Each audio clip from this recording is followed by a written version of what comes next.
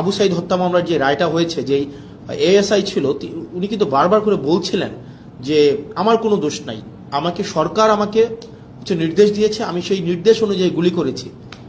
ঠিক সেটাই, পুলিশকে নির্দেশ দেওয়া হয়, সেই নির্দেশকে লফুল নাকি আনলফুল সেটাকে অ্যাসেস করা কিন্তু পুলিশের পক্ষে সেটা সম্ভব হয়ে ওঠে না।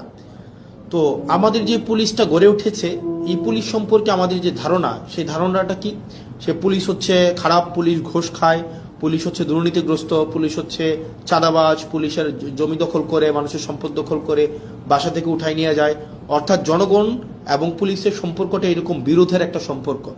জনগণের বিরুদ্ধে পুলিশের যে একটা চিত্র আবহমান কাল থেকে প্রতিষ্ঠিত করা হয়েছে, এটা আসলে রাষ্ট্রের জন্য কোনো সুখকর নয়। পুলিশ কিন্তু জনগণের বিরুদ্ধে থাকার কথা ছিল না। পুলিশকে যেভাবে ঘুষখোর হিসেবে উপস্থাপন করা হয়েছে, রাষ্ট্র যেভাবে পুলিশকে হাতিয়ার বানিয়েছে দমন পীড়নের, সরকার যেভাবে দমন পীড়নের হাতিয়ার বানিয়েছে পুলিশকে, এটা হওয়ার কথা ছিল না। সেজন্য এই অভ্যুত্থানের পরে আমরা চেয়েছিলাম যে পুলিশকে একটা গুণগত সংস্কার হোক। কিভাবে গুণগত পুলিশের এই সংস্কারটা হোক?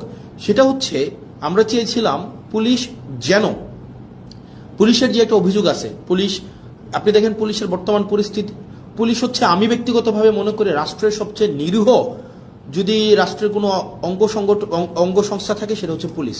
পুলিশকে মারতে বললে মারে, ছাড়তে বললে ছাড়ে, ধরতে বললে ধরে। পুলিশের এর বাইরে কিন্তু কিছু করার নাই। পুলিশকে যেই তার ঊর্ধ্বতন কর্মকর্তা যেই অর্ডার দেয়, সেটা লফুল হোক আর আনলফুল হোক, পুলিশ কিন্তু এটাকে বাস্তবায়ন করতে হয়। সেই জায়গা থেকে আমরা চেয়েছিলাম যে, এবং পুলিশের কিছু সমস্যা আছে। যেমন পুলিশের 1 নম্বর সমস্যা হচ্ছে, পুলিশ সারাদিন ডিউটি করতে হয়, মানে অলমোস্ট 24/7 ডিউটি করতে হয়, তাকে ওভারটাইম দেওয়া হয় না।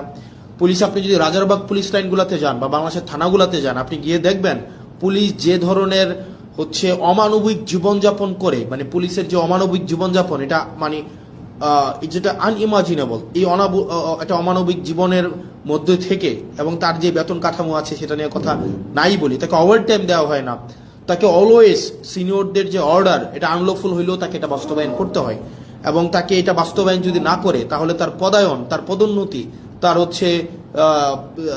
ট্রান্সফার, এই সবগুলাকে আটকে দেওয়া হয়।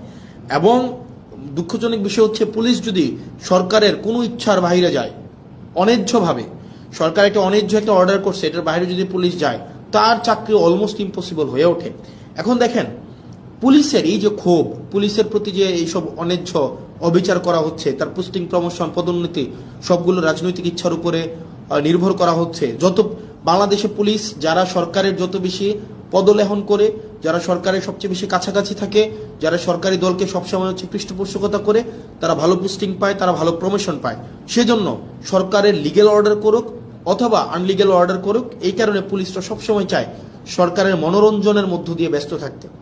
এখন এই যে পুলিশের যত অভাব, পুলিশের যত প্রত্যাশা, পুলিশের যত চাওয়া পাওয়া, পুলিশের যত ক্ষোভ, এগুলা নিরসনের জন্য এই গভর্নমেন্ট একটা কাজ করেছিল, মানে ইন্টারিম গভর্নমেন্ট, সেটা ছিল পুলিশ গ্রিভিয়েন্স রিএড্রেস প্রোগ্রাম হাতে নিয়েছিল। অর্থাৎ পুলিশের ক্ষোভ নিরসন করা এবং ন্যায্যতার ভিত্তিতে পুলিশের যে প্রয়োজনগুলো, সেগুলোকে নিশ্চিত করার জন্য পুলিশ গ্রিভিয়েন্স রিএড্রেস প্রোগ্রাম হাতে নিয়েছিল এই সংস্কার কমিশনে। অথচ বিএনপি সরকার সেটাকে বাতিল করে দিয়েছে। ভাই, একটা জিনিস বুঝেন আপনারা, পুলিশ তো একটা ডিসিপ্লিনারি ফোর্স, তার প্রয়োজন, প্রত্যাশা, চাওয়া পাওয়া, সেগুলোর জন্য তো পুলিশ আন্দোলন করতে পারবে না, কোথাও গিয়ে স্মারকলিপি দিতে পারবে না। তাকে যদি আপনি একটা হিলিং একটা ওয়ে না দেন, এটা উইন্ডো না দেন, তাহলে তার প্রয়োজন, প্রত্যাশা সে কোথায় দিবে, মানে সেগুলো কার কাছে জানাবে?